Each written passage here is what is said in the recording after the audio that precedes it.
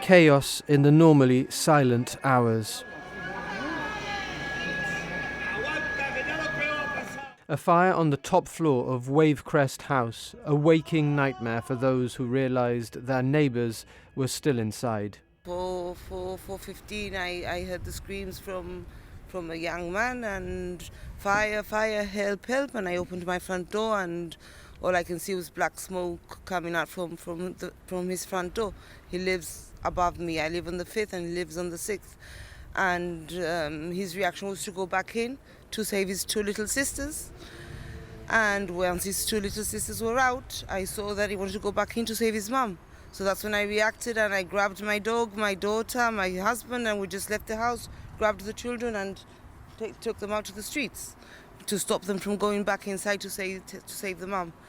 And yeah. You've made me remember that I've just said that 4 people are in hospital. Sadly, a dog died. Yeah, the little puppy died, the little dog they had, the Chihuahua. Sadly, they couldn't save him, no. There was some collateral casualties. There was a lady that fell and broke her nose as well. Oh, really? At the very same time.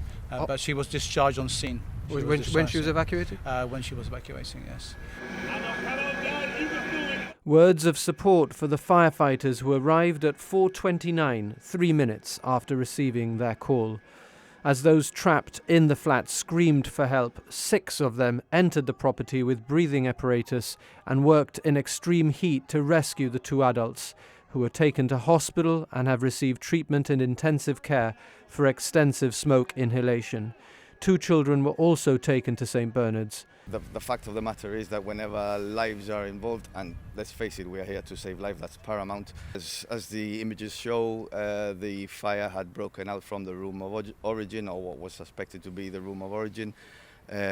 So immediately that puts a lot of pressure on the crews attending, as well as the incident commander, who ultimately holds the responsibility for all on scene.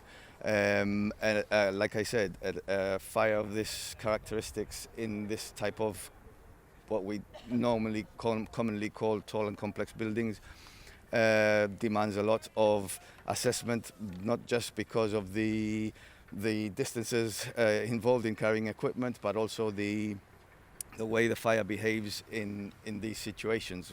Given the seriousness of the incident, the Fire and Rescue Service recalled 12 officers. Tough one, really tough one, especially when you get the news that there's people trapped.